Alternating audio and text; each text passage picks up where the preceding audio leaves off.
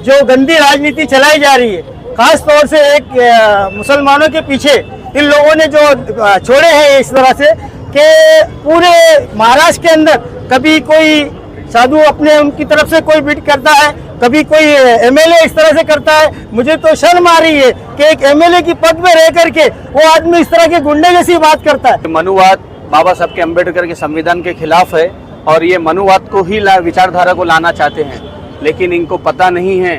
वो 1-2-4% लोग हैं, लेकिन इस देश में 95% बाबा साहब अम्बेडकर के संविधान को मानने वाले हैं।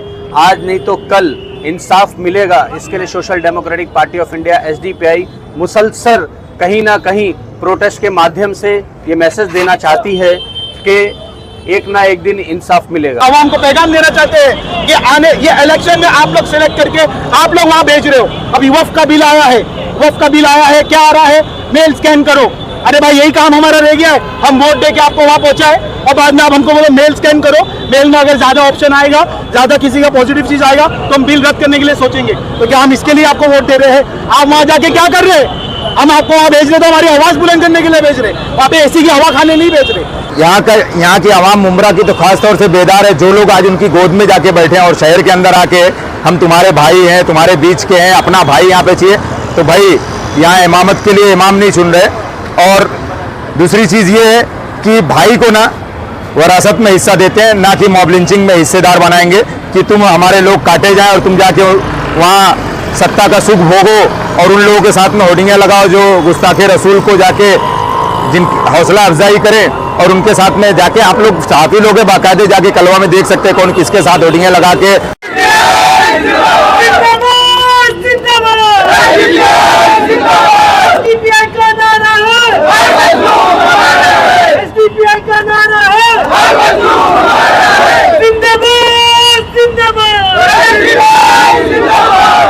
आप देख रहे हैं नया इंकलाब TV news.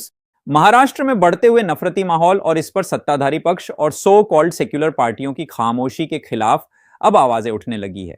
Social democratic party of India द्वारा शुक्रवार 6 सितंबर को पूरे महाराष्ट्र में शांतिपूर्ण विरोध प्रदर्शन किया गया। साथ ही पूरे राज्य में पुलिस प्रशासन को मेमोरेंडम सौंपकर सांप्रदायिक माहौल खराब करने वालों के खिलाफ कानूनी कार्रवाई की मांग की गई। मुंब्रा में भी कौसा कब्रिस्तान के सामने SDPI द्वारा शांतिपूर्ण विरोध प्रदर्शन कर राज्य सरकार और विपक्ष की पार्टियों को कड़ा संदेश दिया गया। मीडिया से बात करते हुए SDPI के जिम्मेदारों ने कहा कि महाराष्ट्र में धार्मिक दंगे फैलाकर राजनीतिक फायदा उठाने की कोशिश की जा रही है। इसके लिए कुछ नफरती मानसिकता के लोगों को खुला छोड़ दिया गया है, जो कानून को ताक पर रखकर लगातार ऐसे बयान दे रहे हैं जिनसे हिंदू मुस्लिम तनाव पैदा हो। लेकिन हम अपने संवैधानिक अधिकार का उपयोग कर इन नफरती तत्वों से अपनी कानूनी लड़ाई जारी रखेंगे। इस नफरत की राजनीति पर खामोश सेक्युलर पार्टियों के नेताओं के नाम यह संदेश दिया गया कि उन्हें मजलूमों की आवाज उठाने के लिए चुन कर दिया गया है, ना कि AC की हवा खाने के लिए। अगर मजलूमों की आवाज नहीं बन सकते तो अपने संवैधानिक पद से इस्तीफा देकर किसी दूसरे को मौका दें जो इस नफरत के खिलाफ जनता की आवाज बन सके। में प्रोटेस्ट रखा गया था, क्या प्रोटेस्ट था, क्या पूरी जानकारी दोगे? देखिए, प्रोटेस्ट रखने का मकसद जो है, हिंदुस्तान के अंदर इतिहास में 78 सालों में आज तक ऐसा नहीं हुआ जो आज 14-15 सालों में हो रहा है। जो गंदी राजनीति चलाई जा रही है, खास तौर से एक मुसलमानों के पीछे इन लोगों ने जो छोड़े हैं इस तरह से कि पूरे महाराष्ट्र के अंदर कभी कोई साधु अपने उनकी तरफ से कोई बिट करता है, कभी कोई MLA इस तरह से करता है। मुझे तो शर्म आ रही है कि एक MLA की पद में रह करके वो आदमी इस तरह के गुंडे जैसी बात करता है। उसको उस जगह पे रहने का हक ही नहीं है कि वो सत्ता में रह करके इस तरह की बात करे, गुंडागर्दी। तो ये तो पार्टी के ऊपर लानत है जो उसको अभी तक रखा हुआ है। और दूसरा, एक जो साधु कहलाता अपने आप को, उसने खैर 2 क्लास पढ़ी होती तो ये दोनों ऐसी बात नहीं करते, क्योंकि उसको अपने धर्म के बारे में मालूम नहीं है। आज उसको अगर पूछा जाए अपने धर्म के बारे में नहीं मालूम, वो हमारे धर्म के बारे में जानकारी लोगों को दे रहा है। ये सरासर झूठ और वो कहानी बना करके चलाई जा रही है। आप उनसे पूछिए अपने धर्म के बारे में, वो नहीं बताएंगे, क्योंकि उन्होंने अपने धर्म को पढ़ा ही नहीं है ना। वो हमारे धर्म के बारे में क्यों जानकारी ले रहे? उनको क्या जरूरत पड़ी हमारे धर्म से? वो अपने धर्म के बारे में लोगों को बताए ना। कि ये सब जो चीजें की जा रही है, गंदा माहौल बनाया जा रहा है ताकि मुल्क के अंदर आपस में लड़ाई हो और इलेक्शन ना हो, इस तरह से यहाँ पे प्रोपेगेंडा बनाया जा रहा है। कई सारी एफआईआर दर्ज हो गई। नीतीश आने का ये पहला हेड स्पीच नहीं है, इससे पहले भी नीतीश आने ने कई हेड स्पीच दे चुके, और गुस्ताखी रसूल का भी ये पहला मामला नहीं है, इससे पहले भी कई मामले हो चुके। एफआईआर दर्ज हो जाती है लेकिन कोई गिरफ्तारी नहीं होती, तो आखिर क्या वजह है जो गिरफ्तारी नहीं होती? हिंदुस्तान में जो है ना, संविधान जो हमारे बाबा साहब ने बनाया है, ये लोकतंत्र से चलता है, संविधान से हिंदुस्तान चलता है, ना कि किसी मजहब से, ना किसी लीडर से। अगर कोई भी है वो सब एक बराबर है, चाहे वो एमएलए हो, सीएम हो, पीएम हो, संविधान सबको एक बराबर का हक देता है। तो ये चीज हमारे वहाँ दोगलापना किया जा रहा है कि हमारे गुरुजी को, हमारे उलमाओं को एक छोटी सी बाइट करने पर उन्हें उठाया जा रहा है। और ये आदमी मलून जिसने हमारे नबी की शान में इतनी गुस्ताखी की और उसके ऊपर 26 से ज्यादा अफेयर हुए, पूरे हिंदुस्तान में प्रोटेस्ट हुए और उसको अभी तक के कुछ नहीं किया गया। क्या वजह है? वजह यही है कि जो हुकूमत में बैठे हैं वो उन्हीं के सब है, उन्हीं की वो कर रहे हैं, योजना कर रहे हैं। एसडीपीआई ने जो पूरे महाराष्ट्र में ये प्रोटेस्ट रखा है, इससे क्या संदेश देना चाहती है महाराष्ट्र सरकार को? हम अमन चाहते हैं, हम अमन चाहते हैं, हम नहीं चाहते कि वातावरण खराब हो, माहौल खराब हो। इसलिए हम कानून से और लोग से चाहते हैं कि ऐसे मुजरिमों को, ऐसे आरोपियों को सख्त से सख्त सजा दी जाए और उनको खुला न छोड़ा जाए, बल्कि सलाखों के पीछे रखा जाए। अगर ये ऐसा नहीं करेंगे तो ये आज प्रोटेस्ट हो रहा है, कल कुछ और होगा, इसलिए हम इसको खराब नहीं करना चाहते माहौल। रामगिरी महाराज की गिरफ्तारी को लेकर नांदेड़ या हिंगोली में कई 2 युवक प्रोटेस्ट में बैठे, भूख हड़ताल पर बैठे हैं जी, उनकी भी अब तक कोई सुनवाई नहीं है, मरे तो मर जाए। क्या आपको क्या लगता है? कानून की हम दुहाई दे रहे हैं, पुलिस प्रशासन मौजूद है, लेकिन कुछ ना कुछ कील निकाल के अब एफआईआर दर्ज होगी या कुछ ना कुछ कहा जाएगा, मैसेज है। आपको क्या लगता है ये कानून साथ देगा हमारा? हमारे नबी के नाम पे हम और हमारी जान, हमारा सब कुछ कुर्बान। अगर वो 2 है ना तो 2 लाख भी जाएंगे, हमको उसके लिए गवारा है, लेकिन नबी की शान हम गुस्ताखी बर्दाश्त नहीं कर सकते किसी भी कीमत पे। हम ये चीज गवारा नहीं करते, ये प्रशासन को मालूम है, हुकूमत को मालूम है, उसके बावजूद भी ये थोड़े थोड़े दिनों में एक टिप्पणियां करते रहते हैं ये लोग। मैं शायरी के साथ अपना खत्म करता हूँ। हाँ बोलिए, माइक हाथ में। कौलो किरदार को एक रंग बना देते हैं, हम जो है वही करके दिखा देते हैं, जो कहते हैं वही करके दिखा देते हैं। बुज़दिल हम नहीं, वो है जो पीछे से वार करते हैं, हम वो है जो शेर को भी जगा के शिकार करते हैं। जय हिंद। क्या बात। सईद भाई, इस देश में देखा गया है कि अगर दूसरे धर्म के लोगों पे अगर एफआईआर दर्ज हो जाए तो गिरफ्तारी नहीं होती है, वही अगर मुस्लिम धर्म अगर आ भी करता है तो ये लोग ढूंढ ढूंढ के एफआईआर करते हैं और गिरफ्तार करते हैं। तो आपको क्या लग रहा है कि इस देश में 2 कानून चल रहा है? नहीं, ये देश में तो एक ही कानून है और वो है बाबा साहेब अम्बेडकर का कानून। लेकिन जो सत्ताधारी में बैठे हैं, जो मनुवाद की मानसिकता रखते हैं, उस वजह से ये लोग एक अपना हरदर्मी चला रहे हैं, क्योंकि ये मनुवाद बाबा साहब के अम्बेडकर के संविधान के खिलाफ है और ये मनुवाद को ही विचारधारा को लाना चाहते हैं। लेकिन इनको पता नहीं है, वो एक 2-4% लोग हैं, लेकिन इस देश में 95% बाबा साहब अम्बेडकर के संविधान को मानने वाले हैं। आज नहीं तो कल इंसाफ मिलेगा, इसके लिए social democratic party of India SDPI मुसलसल कहीं ना कहीं प्रोटेस्ट के माध्यम से ये मैसेज देना चाहती है कि एक ना एक दिन इंसाफ मिलेगा। सेक्युलर पार्टियों को कितना जिम्मेदार मानते हैं आप इन सभी चीज़ों का?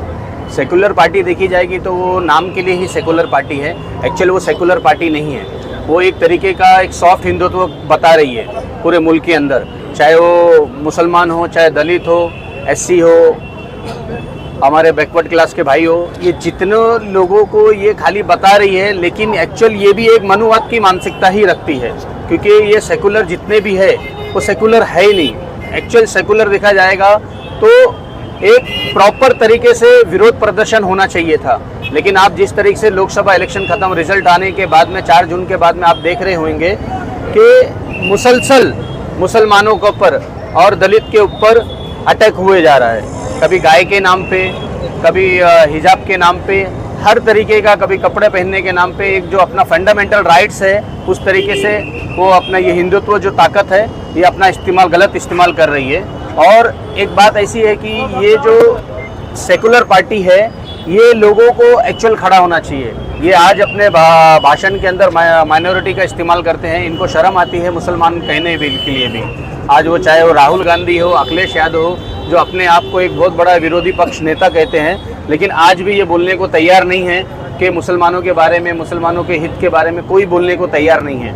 इस ऐसे बीच के अंदर एक मैसेज देना चाहता हूँ कि मुमरा शहर के अंदर social democratic party of India I है।